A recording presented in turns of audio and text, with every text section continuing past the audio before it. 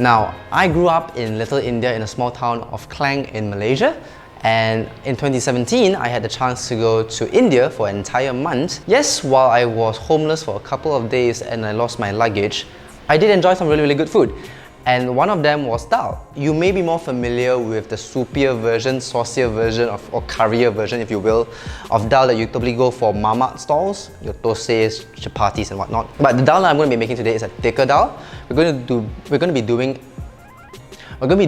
a tadka dal version, specifically a Palak Dhal dal, which basically means a dal with spinach. The key thing I'm going to first do is measure out my dal, and there are two generic versions of dal that you can get, right? You have your yellow dal, which is what I'm primarily using, or you have the red dal, or Mysore dal, or Masoor dal. And I'm going to serve about 200 grams of dal. It's really important with dal of this sort that the first thing we actually do is we put it onto a tray.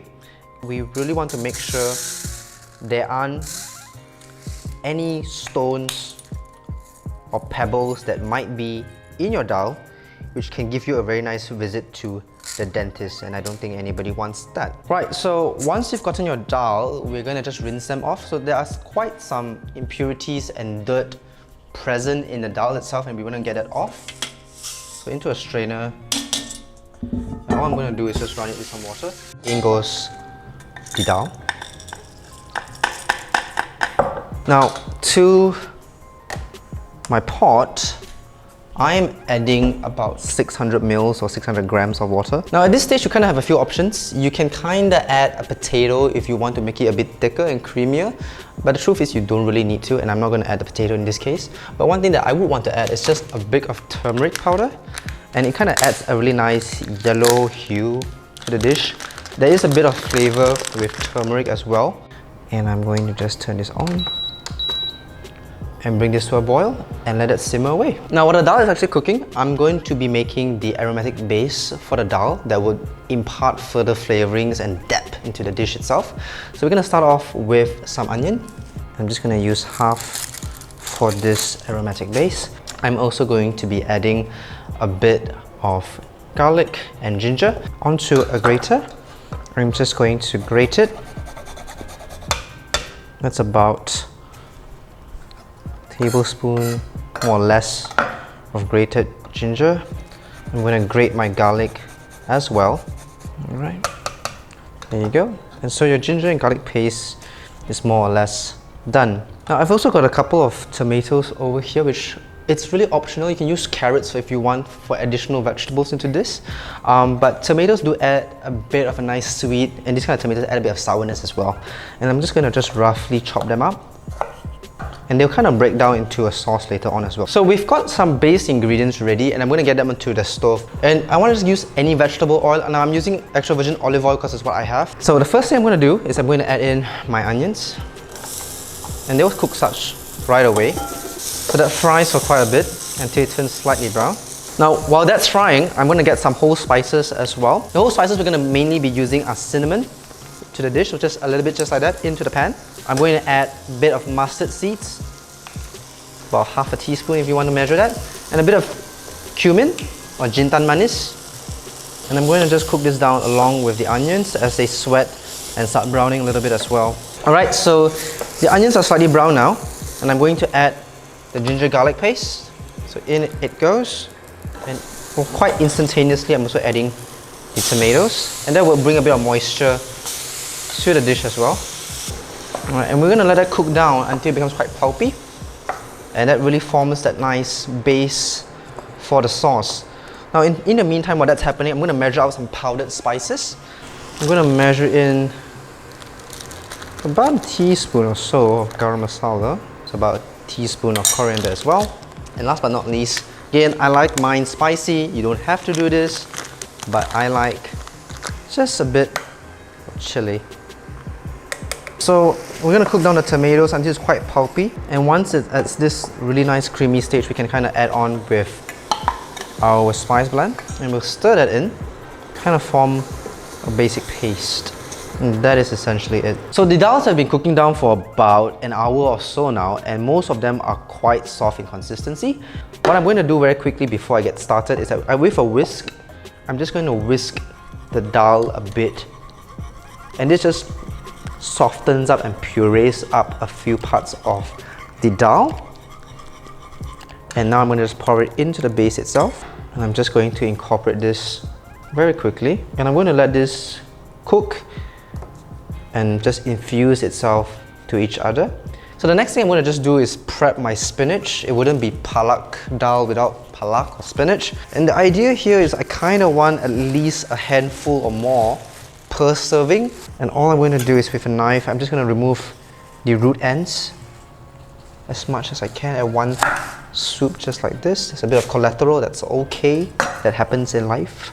And what I like to do is I want to kind of separate the stems as much as I can. This obviously takes a bit more time. Some people like to throw them away. I don't. I like to eat them. I'll just leave that one side. And same thing with the red ones as well. Now the thing about spinach is that you really have to rinse them, because they do come on with a lot of grit and a lot of dirt.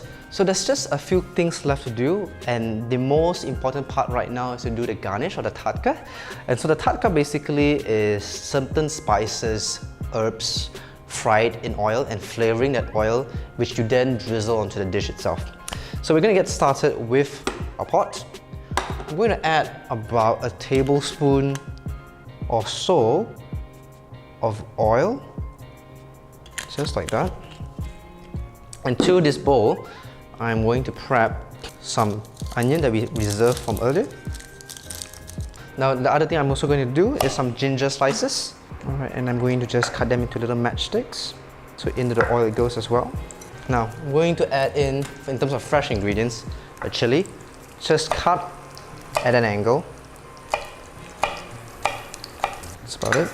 And this goes in. So the tadka is almost done, and it's really nice and starting to get brown. And that's exactly what we want. I'm going to turn off the heat and move it to a plate, and we're going to wrap up the dish. So I'm going to put the dal back on heat and get it heated up, and that's when I'm just going to cook the spinach in it and one last spice. So this is kasuri methi, also known as dried fenugreek leaves. Again, it's not a mandatory spice or herb rather, but it does add a very nice, well, almost nuttiness, and it just brings the dish together really, really well. So into the dal, I'm just going to add a good pinch. Now I'm also going to add some curry leaves. I'm just going to stir this around a little bit. This is why I do not like the induction cooker, because it can burn at the bottom, which it has. You've got a new pot, it's no longer burning. You added your herbs inside. The last thing to do is basically just to add your spinach in. And I just want to use the steam to gently wilt the spinach inside. Right, so the spinach are more or less wilted down now. You can see how soft they've gotten. And that's exactly the consistency I'm looking for. So the last thing to do is just basically season them with salt. Now you can serve that as a soup in itself, but it's normally served with rice. A good half plate of the dal, and last but not least, just a bit of garnish from the tadka, and that is it. So lentils in itself is a very high protein based ingredient, and it can easily replace any meats, right? Just bear in mind that it does contain a bit of carbs as well, so the portioning is not exactly apple to apple. More so if you are a diabetic and you want to be a vegetarian, for example. But if you're not a diabetic, having about this standard portion, about 2 scoops of rice and half plates of the dal is absolutely perfectly fine. And so this is the dal we've made today, and I'm just going to give it a little quick try.